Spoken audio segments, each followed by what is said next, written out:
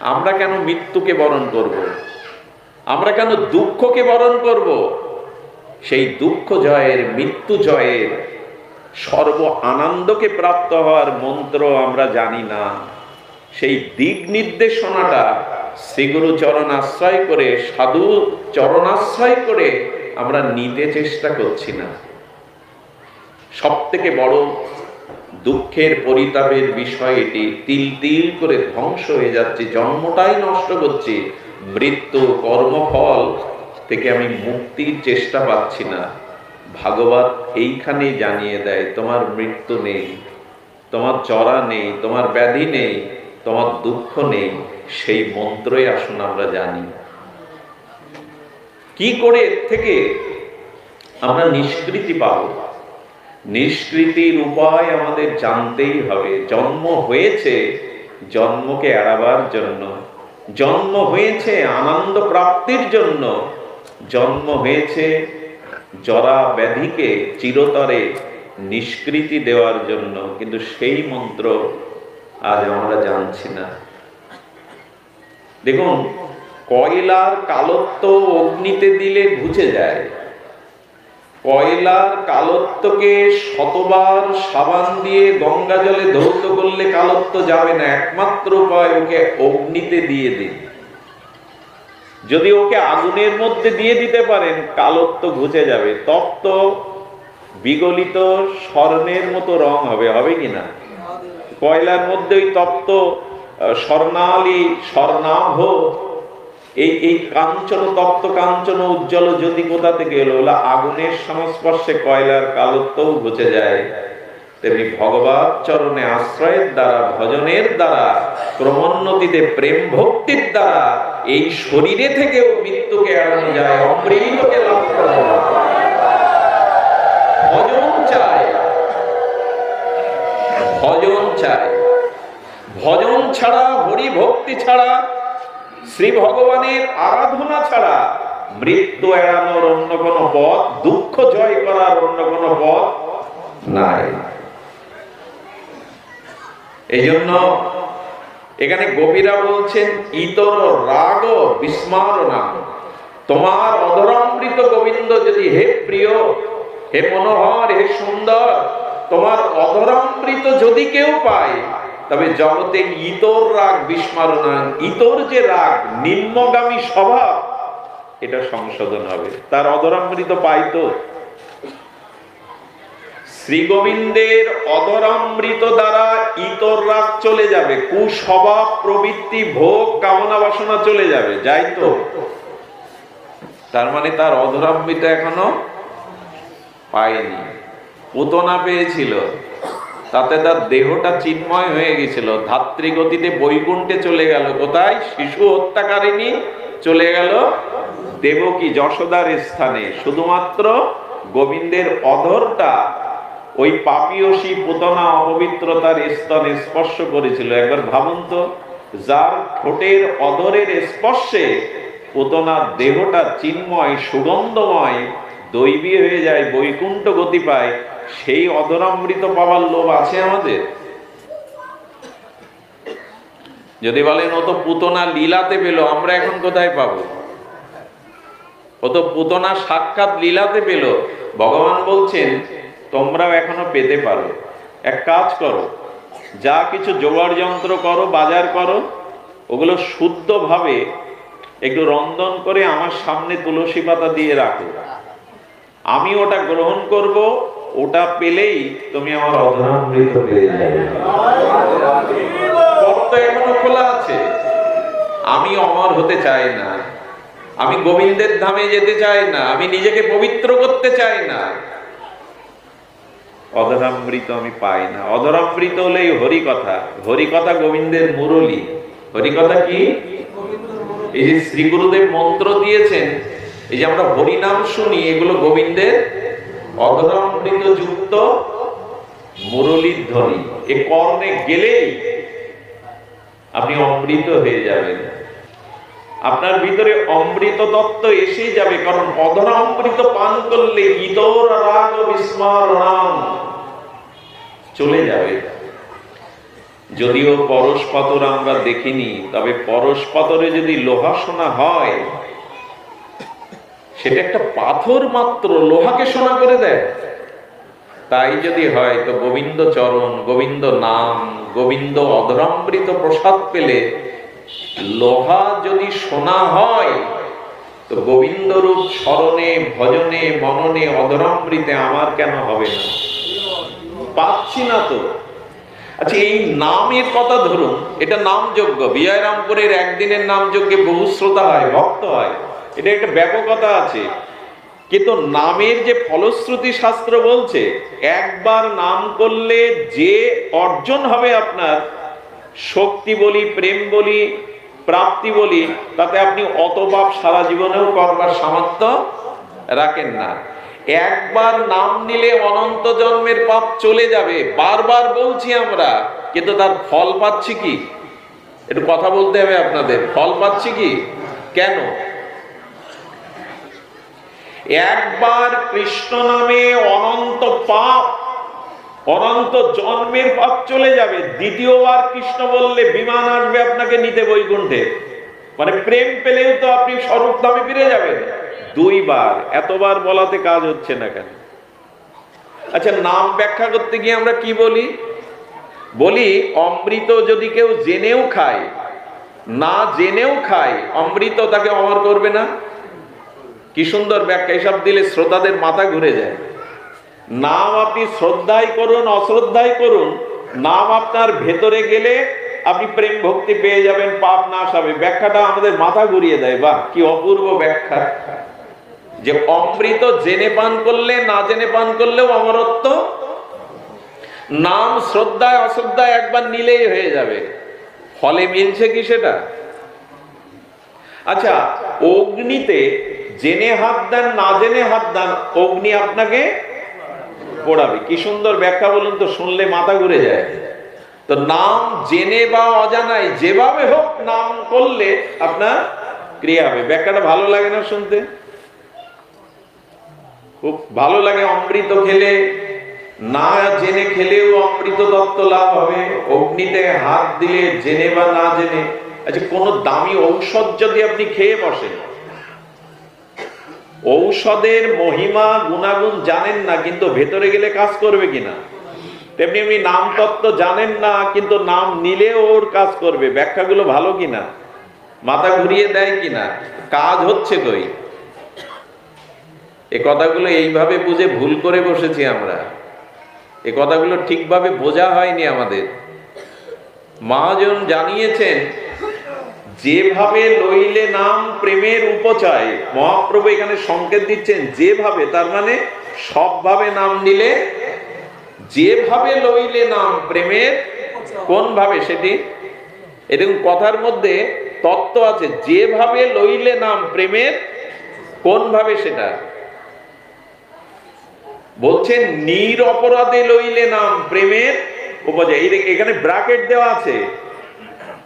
সব ভাবে নিলে হবে না, যে রূপে লইলে নাম প্রেমের উপচয়। কোন রূপে? ভক্তি। আবার বলছেন নিরপরাধে লইলে নাম প্রেমের উপচয়। এখানে দুটো তত্ত্ব এলো, দুটো শব্দ এসেছে। যে রূপে, কোন রূপে?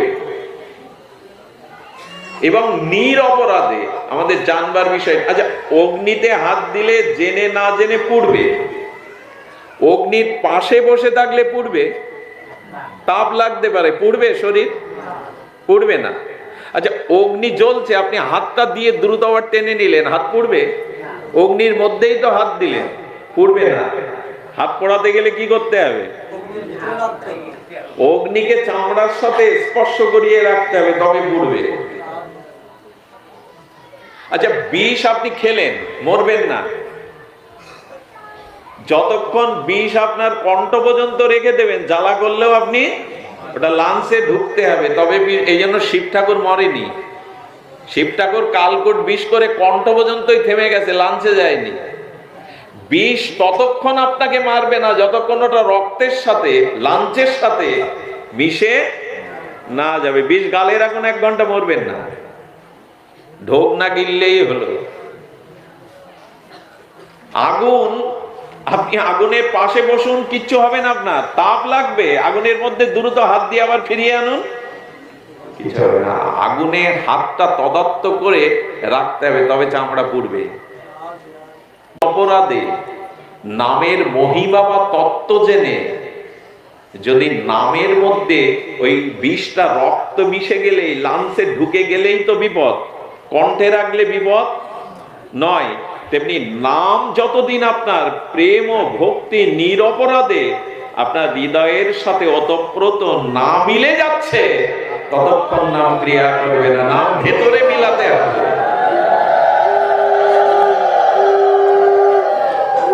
গালে বিষ নিলে মরবেন না, লাংসে ঢুকাতে হবে, রক্তে মেশাতে হবে, তবে ক্রিয়া করবে।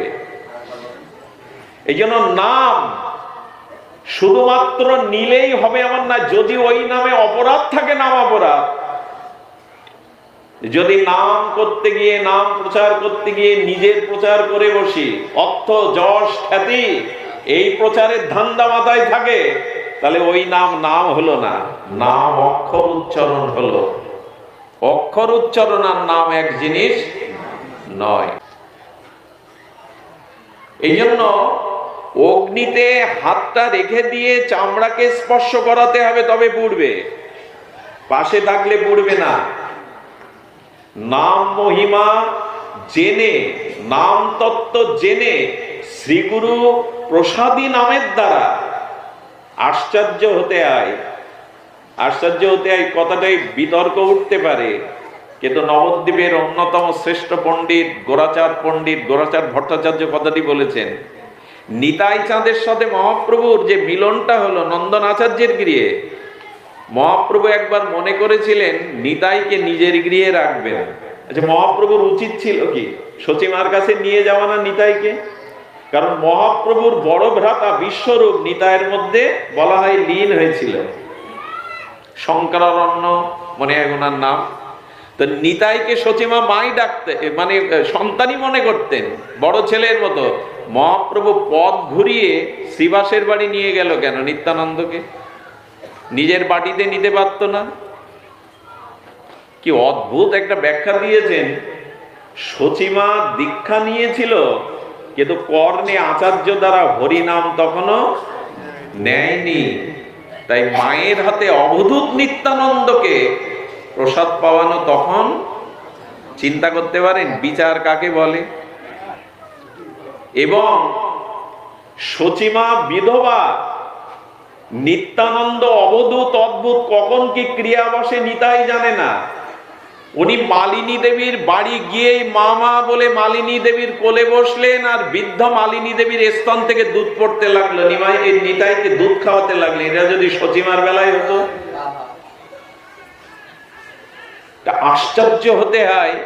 নিমাই কাঁদছে, দুধ পান করছে না আবির্ভাবের পরে। অদ্বৈত আচার্য এলেন, সচিমা বলতেন নিমাই দুধ পান করে না, দেখো আচার্য কি হয়েছে। নিমাইয়ের দিকে তাকিয়ে, মহাপ্রভুর দিকে তাকিয়ে অদ্বৈত আচার্য বলছেন, কেন পাচ্ছ না মায়ের স্তনের দুগ্ধ? বলো, মা এখনো হরিনাম নেয়নি কানে। এসব কথা, এইগুলোই তত্ত্ব। সচিমাকে মহাপ্রভু কৃপা করবে না বলে দিলেন, ওকে বলে দাও প্রেম পাবে না। নিজের গর্ভধারিণী মাকে বলছেন প্রেম পাবে না, চলে যেতে বলো। কেন বলছেন? বৈষ্ণব চরণে সচিমার একটি অপরাধ হয়ে গেছিল, তাও অব্যক্তে। নিজের বড় পুত্র বিশ্বরূপ অদ্বৈত আচার্যের শাস্ত্র জ্ঞানের দ্বারা তীব্র বৈরাগ্যে সন্ন্যাস নিয়েছিলেন। নিমায়ও শাস্ত্র অধ্যয়নের জন্য আচার্যের কাছে যেতেন। সচিমা একদিন মনে মনে করেছিলেন, তুমি সবার প্রতি অদ্বৈত ভাবনা, আমার প্রতি তোমার দ্বৈত ভাবনা। এক ছেলেকে তুমি ত্যাগ বৈরাগ্যে পাঠিয়েছো, আমার নিমায়ও তোমার কাছে শাস্ত্র জ্ঞান নিয়ে যদি সন্ন্যাস নেয়, আমার কাছে তুমি অদ্বৈত না, আমার কাছে তুমি দ্বৈত। এই কথাটি মনে মনে বলেছিলেন, কাউকে বলেননি। এই অপরাধে মহাপ্রভু মাকে প্রেম দিলেন না। আমরা কত অপরাধ করি সাধু চরণে, শাস্ত্র চরণে। আমাদের কৃপা হবে বললেই, নাম নিলেই কৃপা হয়ে যাবে। বৈষ্ণব চরণে যদি হয় ক্ষুদ্র অপরাধ, মহা মহা ভজন হতে পড়ে যাবে বাদ, সেটি মহাপ্রভুর জননী হলেও হবে না। উঠতে বসতে বৈষ্ণব চরণে, শ্রেষ্ঠ চরণে অপরাধ করছি আমরা। চোখের দ্বারা, ইঙ্গিতের দ্বারা, ভাবের দ্বারা, শব্দের দ্বারা, সমালোচনা দ্বারা আমাদের কৃপা কে করবে? কোন নাম কৃপা করবে আমাদের? এই জন্য সচিমা অদ্বৈত প্রভুর চরণ ধুলি মস্তকে গায়ে মাংলেন তো অপরাধ গেল, তখনই প্রেম পেলেন। অদ্বৈত প্রভু যখন শুনলেন, মূর্ছিত হয়ে পড়ে গেলেন, বিশ্ব জননী সে আমার চরণ ধুলি নেবে। ওই মূর্ছিত অবস্থায় সচিমা চরণ ধুলি নিলেন, অপরাধ গেল। অপরাধ দেখে নাম নিলে ক্রিয়া হবে, তবে কোটি জন্ম লেগে যেতে পারে। এই জন্য চৈতন্য ভগবতে মনে হয় আছে, ওরা জানে কলির জীব হরি নাম লইবে, নাচিতে নাচিতে জীব নরকে। কেন? হরিনামের এত মহিমা, তো সেই জীব নাচতে নাচতে নরকে যাবে কেন?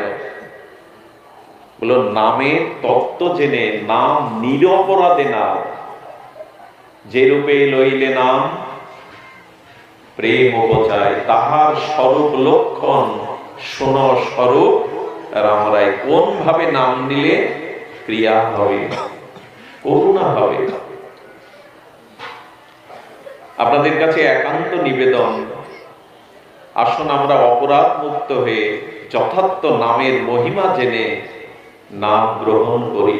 এ কথা বলে আজ পার পাওয়া যাবে না যে একবার নামে, আরো দুর্দশা আমাদের, নামে পাপ ক্ষয় হয়। আমার মতো মাদিসজন এটা জেনে এই নাম জগতে থেকে, প্রচার জগতেও থেকে, ভক্তি জগতেও থেকে ভেতরে গরিত অপরাধ করে আর সান্ত্বনা খুঁজে ফেরে, নাম নিলে তো পাপ চলে যায়, আমার দ্বারা একটু অর্ধেক অপরাধ অপরাধ নয়। সুধীজন, এই জন্য নিবেদন করব, এই ইতর রাগ বিস্মরণাং, একমাত্র ইতর রাগ যেতে পারে ভগবানের অধরামৃত পান করতে হবে।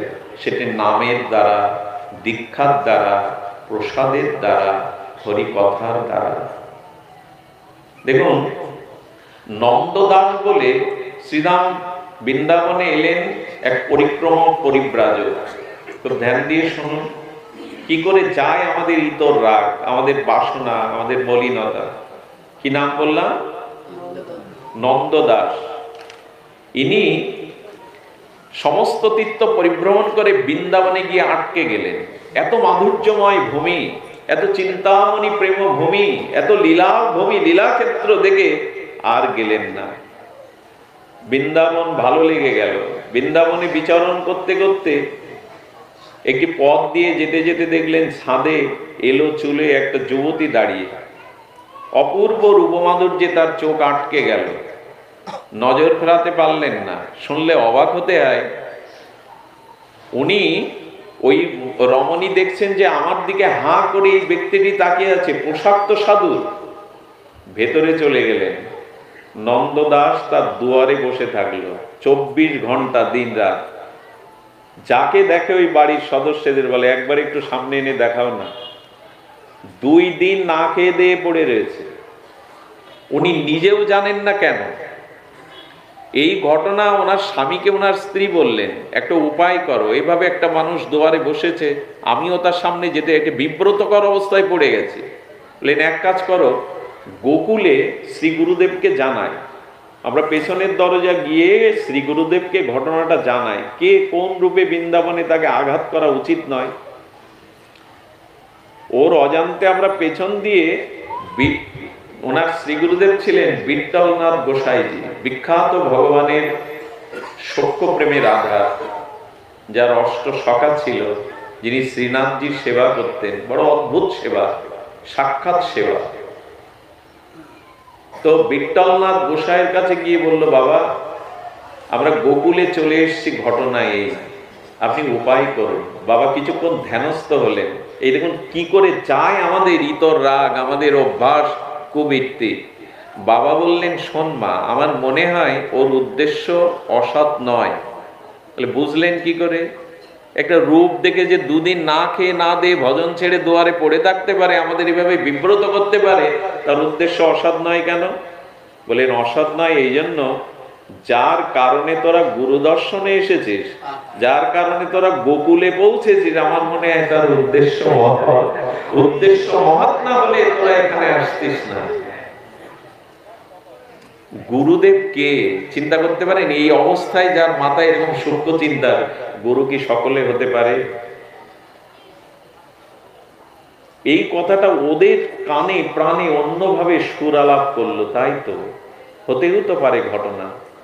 উনি ধ্যানস্থ হয়ে বললেন, যদি কোনো দুর্ঘটনা, কোনো অপমান, কোনো দুঃখের দ্বারা তোমার গতি গুরুর দিকে, ধামের দিকে, সাধুর দিকে যায়, জানবে ওই ঘটনাটা তোমার জন্য আশীর্বাদ, আশীর্বাদ তোমার জীবনে। যদি সাধু দর্শন, ধাম দর্শন, কোন মঙ্গলময় স্থানে কারো অপমানে এবং কারো কষ্ট যন্ত্রণা দিয়েও যদি তুমি এখানে কেউ আসতে পারে, এটা মঙ্গলময়।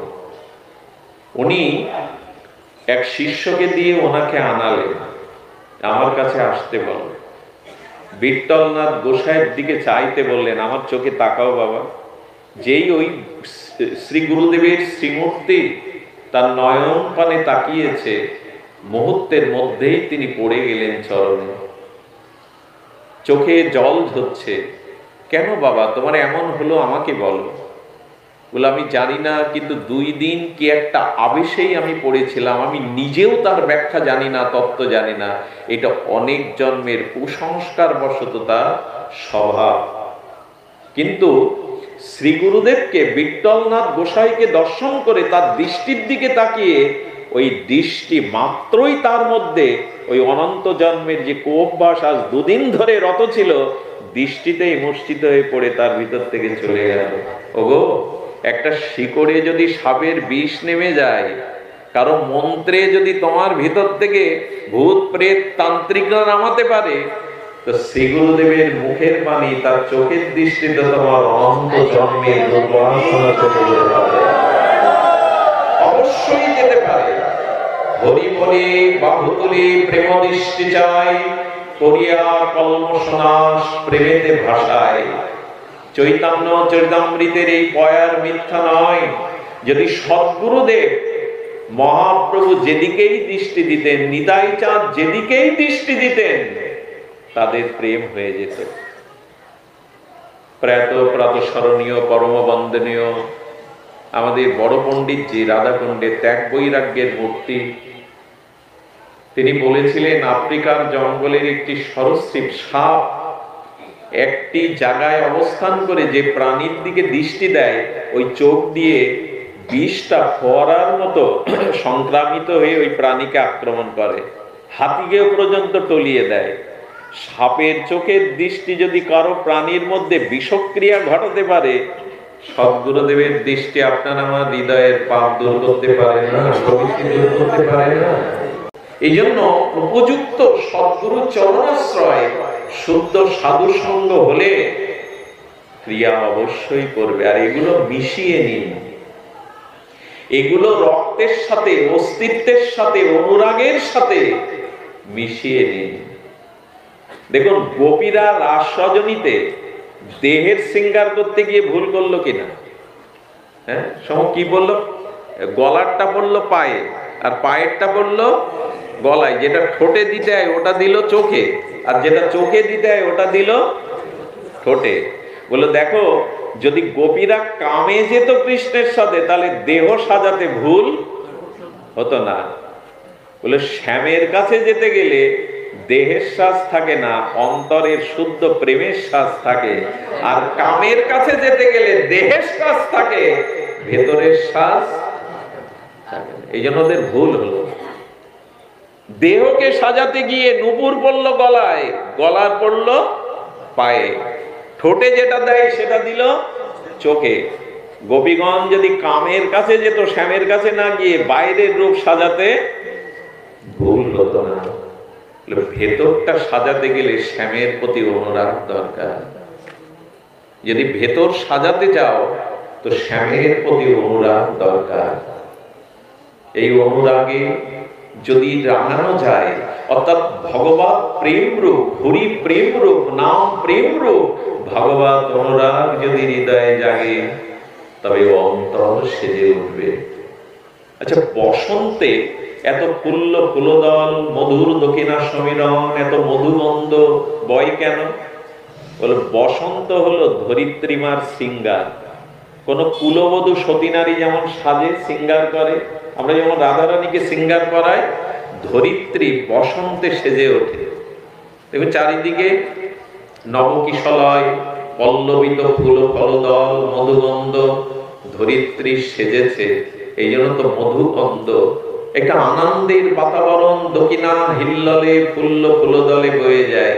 বললেন তেমনি তোমার হৃদয় যেদিন নিষ্কপট শুদ্ধ নাম, শুদ্ধ শ্রী গুরু ভক্তি, শুদ্ধ প্রেম ভক্তিতে তোমার হৃদয়ে অনুরাগে সাজবে, সেদিন তোমার জীবনেও বসন্ত আসবে, তোমার ফুল্ল ফুলদলে আনন্দে ছড়িয়ে পড়বে। ভেতর সাজাও, ভেতরটা অনুরাগে সাজাও, বাইরে সাজিয়ে কিছু হবে না। আজ আমাদের অন্তর সাজে না, আমি বাইরে সেজেছি। মানে এই যে সাধু বেশটা নিয়েছি না, এটা দেখে তো আমাকে সাধুই মনে করছেন, একটা শ্বেত শুভ্র ওড়না পরেছি। অনুরাগে হৃদয় সাজাও। যদি অনুরাগে হৃদয় সাজাতে পারো, তোমার জীবনেও মধু বসন্ত আসবে, তোমার জীবনেই আনন্দের হিল্লোল করবে। আজকে সময়টা অতিবাহিত হয়ে গেছে, আমি ঠিক সময় মতো উপস্থিত না হতে পেরে অপরাধ করেছি। তবে এইটুকু নিবেদন করব, পরিশেষে আমি যেটা বলতে চেয়েছি বোঝাবার মতো আমার নিজের সাধনও নাই, ভজনও নাই, অধ্যয়ন অধ্যাপনাও নাই।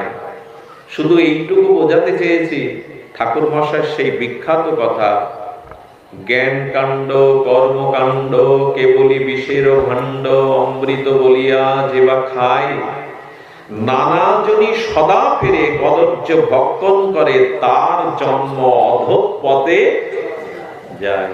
এত বড় কথা কেউ বলে যায়নি গো বিশ্বে, এত বড় কথা, এত বড় সিদ্ধান্ত ইতিপূর্বে কেউ দিয়ে যাননি। শাস্ত্রে ছিল, কিন্তু এমন করে বঙ্গজননীর সরল সহজ ভাষায় কেউ বলেনি। বলো জ্ঞান কাণ্ড কর্মকাণ্ড এগুলি বিষের ভাণ্ড, কিন্তু অমৃত বলে যারা খায় এদের জন্ম, ঠাকুর মশাই বললেন, অধঃপথে যায়, নানা জনিতে ভক্ষণ করে। তো জ্ঞান কাণ্ড কর্মকাণ্ড প্রয়োজন না? বলেন প্রয়োজন, কিন্তু জ্ঞান এবং কর্মকাণ্ডটা অনাবৃত থাকবে, আবৃত থাকবে ভক্তির দ্বারা। ভক্তির মধ্যেই জ্ঞান কর্ম থাকবে, কিন্তু ভক্তি বর্জিত শুধু জ্ঞান এবং কর্ম তোমাকে নানা জনিতে ফিরাবে। যতদিন শুদ্ধ ভক্তি না হচ্ছে, জ্ঞান কর্ম অনাবৃত করে শুদ্ধ ভক্তির প্রকাশ না হচ্ছে, ততদিন তুমি বিষের ভাণ্ড খাবে, নানা জনিতে ফিরতে হবে। এর ছোট্ট একটা দৃষ্টান্ত দিয়েই পাঠ বিশ্রাম করি। সেই বিশ্রাম কথাটা এই কারণে বলবো, লক্ষ্য করে শুনুন। আচ্ছা, জলের তরঙ্গ হবে না তরঙ্গের জল হবে? জলেরই তরঙ্গ হয়। নদীর ঢেউ হয় না ঢেউয়ের নদী হয়? জল ছাড়া তরঙ্গ আশা করা যায় কি? যেখানে জল নেই ওখানে তরঙ্গ উঠবে তো?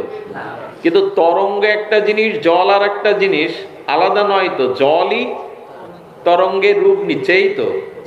এখন দুটো শব্দ হলো, যে একটা তরঙ্গ আর একটা হলো জল, শব্দ দুটো, কিন্তু বিষয়বস্তু একই। তরঙ্গের মধ্যে কি আছে? জল আছে। এই জন্য জল ছাড়া তরঙ্গের অস্তিত্ব নাই, অস্তিত্ব হয় না। ভগবান বললেন, আমার শক্তি ব্যতীত পৃথিবীতে কোনো বস্তু কোনো কিছুই ক্রিয়াশীল হতে পারে না, শক্তিটা আমার। আচ্ছা, এই যে শক্তিমানের শক্তির দ্বারা পৃথিবীর সৃষ্টি স্থিতি প্রতিটি ক্রিয়া প্রতিক্রিয়া সম্পন্ন হচ্ছে, এটা স্বীকার করি তো আমার জীবনে যা কিছু শক্তি প্রভু তোমার। ঢেউয়ের জল না জলেরই প্রভু, সবই তোমারই শক্তি, আমার শক্তি বলে পৃথিবীতে, এটা স্বীকার করি। আপনারা করতে পারেন। আমার মতো মাদিস জীব এখনো অহংকারে রয়েছে, আমি বলে, আমি করি বলে, কর্তা ভাব বলে। সমস্যাটা কোথায়? সমস্যাটা এখানেই যে যে শক্তি ভগবান আমাকে দিয়েছেন, যে শক্তির দ্বারা জগৎ ক্রিয়াশীল, প্রতিটি প্রাণীর নিঃশ্বাস প্রশ্বাস ক্রিয়া প্রতিক্রিয়া যার শক্তিতেই শক্তিমান, সেই শক্তিটুকু তার বা তার কাছে সমর্পণ করতেই আমাদের কার্পণ্য। দাবিদার আমি। এইখানটাই হয়ে গেছে আমাদের জীবনের। এই যে জ্ঞান কাণ্ড কর্মকাণ্ড তখনই আসবে জ্ঞানে ভগবানের প্রতি ভরসাটা না রেখে নিজের পুরুষার্থের প্রতি ভরসা থাকে। পুরুষার্থের প্রতি ভরসাটা বেশি থাকে। জ্ঞানী নিরাকার বলে মানে ভগবানের আকার নেই, ভগবানের লীলা নেই, তো নিজের সাধনা দ্বারা সে মুক্তি চায়। কিন্তু ভক্ত চিরকালই তার একটাই মন্ত্র, তুমি চালাও তাই চলি, তুমি বলাও তাই বলি, তুমি খাওয়াও তাই খাই, তোমার আপন হাতের দলে দোলাও দোলাও দোলাও, আমার হৃদয় তোমার আপন হাতের দোলে দোলাও দোলাও দোলাও। এই হলো ভক্তি, যে শক্তি বলে যা কিছু আমার বলে পেয়েছি সবই তোমাকে সমর্পণ করলাম। কারণ শক্তি যেখান থেকে এসেছে, শক্তিকে সেখানেই সমর্পণ করার নামই হলো ভক্তি। সবই তোমার, এই কথাটার নাম ভক্তি। সবই তোমার, এই যে সবই তোমার, এই সমর্পণটাই হলো, দেখুন সমগ্র নিখিল বেদান্তের মধ্যে উপনিষদের মধ্যে সার, আর গীতার সার হলো গোবিন্দ চরণে আত্ম সমর্পণ। এই হলো গীতার সার। এই সমর্পণটাই ভক্তি। তবে জ্ঞান এবং বৈরাগ্য যদি না থাকে তবে ভক্তির চোখের জলও কমবে না। কিন্তু জ্ঞান ভক্তি অনাবৃত হতে হবে। অনাবৃত মানে হলো এই, জ্ঞানের প্রাধান্য নাই, কর্মের প্রাধান্য নাই, প্রাধান্যটা থাকবে ভক্তি। এর ছোট্ট আমরা দৃষ্টান্ত, ক্ষুদ্র দৃষ্টান্ত তবু জানতে পারবো। মহাপ্রভু অদ্বৈত প্রভুর মতো প্রভুকে কিল চড় লাথি মারলেন, এটা ভাবতে পারেন? যে আচার্য তাকে ডেকে এনেছেন, মহাপ্রভু তাকে কিল চড় লাথি মারলেন। আরে অদ্বৈত ঘরণী সীতা ঠাকুরানী সে বলছেন বৃদ্ধ ব্রাহ্মণটাকে মারবে কেন নিমাই, এবার ছেড়ে দাও। মহাপ্রভু মারছে কেন জানেন? অদ্বৈতকে কিল চড় ঘুষি মারছেন, মেরেই ফেলে দেবো তোকে। আরে চুল ধরে টেনে আসন, তাও করছিলেন পাঠ, শাস্ত্র পাঠ করছিলেন। একজন মানুষ পাঠ করছে, তাকে তুলে এনে এরকম মারা যায়? তো মহাপ্রভুর মতো বদান্য অবতার কেন মারছে জানেন? মারছে উনি ভক্তিকে গৌণ করে জ্ঞানকেই মুখ্য প্রচার করছিলেন, এবং ইচ্ছা করে জ্ঞানকে প্রচার করছেন, ভক্তিকে গৌণ করে। জ্ঞান বড়, জ্ঞান ছাড়া ভক্তি হতে পারে না। মহাপ্রভু বললেন জ্ঞান বড় না, শেখাচ্ছি তোমায়। অদ্বৈত প্রভু কাঁদতে কাঁদতে চরণে লুটিয়ে পড়ে বললেন এই দিনটার অপেক্ষায় ছিলাম, এই দিনটার অপেক্ষায় আমি ছিলাম যে তুমি আমাকে দাঁড় বলে স্বীকার করেছ, দাঁড় বলে স্বীকার করেছো তুমি আমায়। এর পূর্বের ঘটনাটা আরো আস্বাদনীয় ঘটনা, মার্মিক ঘটনা। আরে প্রভু কীর্তন করতে করতে অদ্বৈত প্রভু কীর্তন আবেশে মহাপ্রভু চরণ ধুলি মাথায় নিয়েছেন, আর যাবে কোথায়? প্রভু কীর্তন বারবার স্তিমিত করে বলছেন বলতো আমি কীর্তনে আনন্দ পাচ্ছি না, প্রেম পাচ্ছি না কেন? কি অপরাধ হলো আমার? কেউ কথা বলে না। প্রভু বারবার যখন কীর্তনে একটু বিশ্রাম দিয়ে স্তিমিত করে বারবার এই অপরাধে ভুগছেন, আচার্য প্রভু সহ্য না করতে বলেছে আমি তোমার চরণ ধুলি নিয়েছি। মহাপ্রভুর কি ক্রোধ!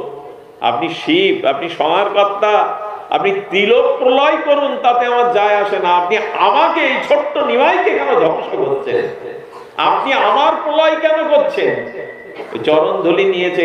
শ্রেষ্ঠকে মর্যাদা দেখুন কি করে দিতে হয়।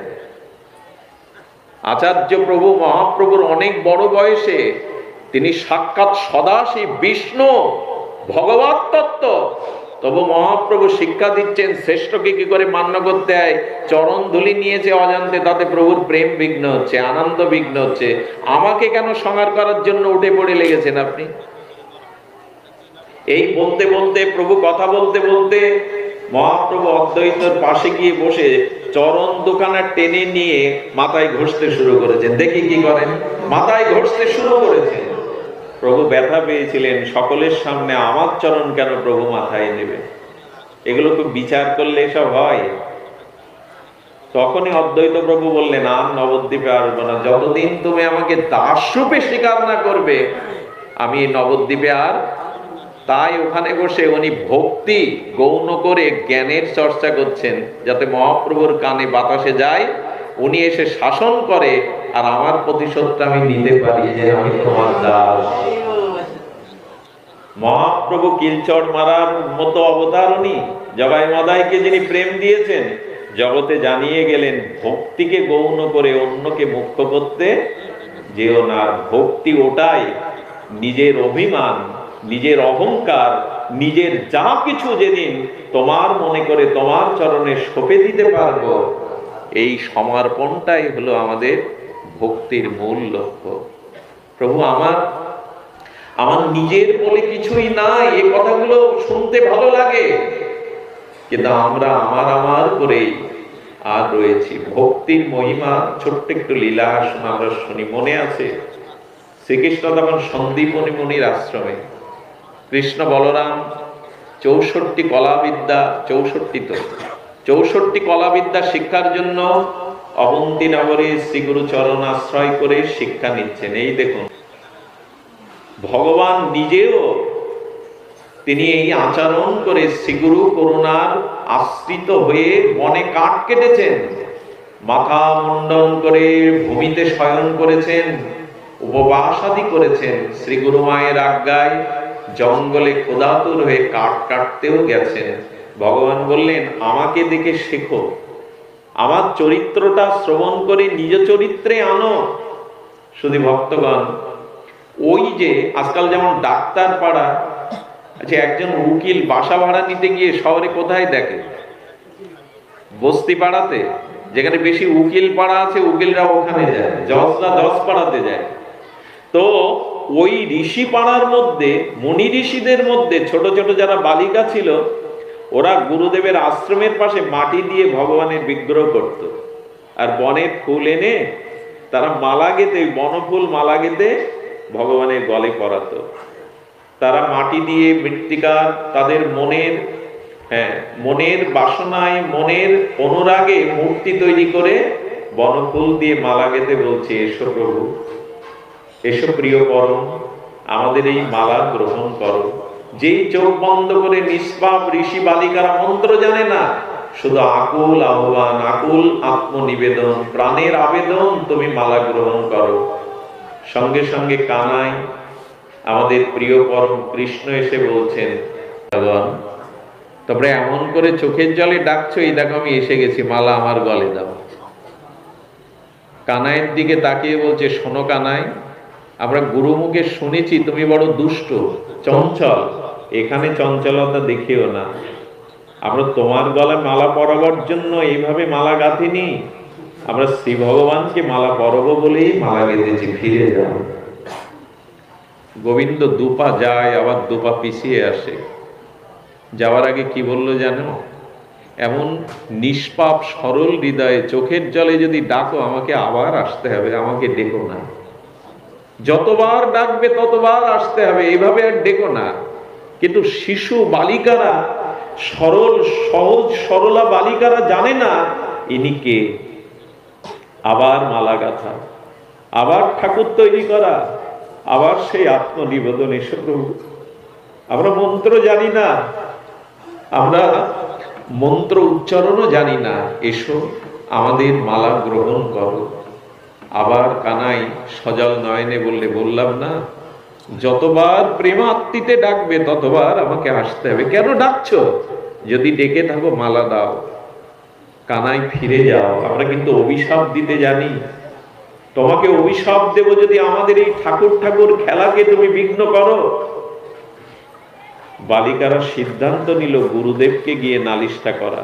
শ্রী গুরুদেবের চরণে বললেন, আমরা ঋষি বালিকা, হে গুরুপ্রবর, আপনার ছাত্র কানাই বারবার আমাদের ভগবান ভগবান খেলায় বিঘ্ন করছে, দাবি করছে আমার গলে মালা দাও। আমরা ঠাকুরকে মালা পরাবো বলে বারবার বিঘ্ন করছে, আপনি বিচার করুন, না হলে কিন্তু আমরা অভিসম্পদ করব। কানাইয়ের দিকে তাকিয়ে সন্দীপনী বলছেন, ঘরে প্রবেশ করো কানাই। ঘরে যাওয়ার পরে বাইরে দিয়ে শিকল দিয়ে তালা দিয়ে দিলেন। যা মা, তোরা গিয়ে তোদের ঠাকুরের, তোদের ইষ্টের গলে মারা পড়া, আর কানাই তোদের বাধা দেবে না। ওরা নদী তীরে আবার সেই সরল প্রাণে যেমন মালা গেতে, আবার সেই আকুল আহ্বানে ডাকছে, এসো এসো প্রভু। ঘরে শিকল দিয়ে কি ভগবানকে রাখা যায়?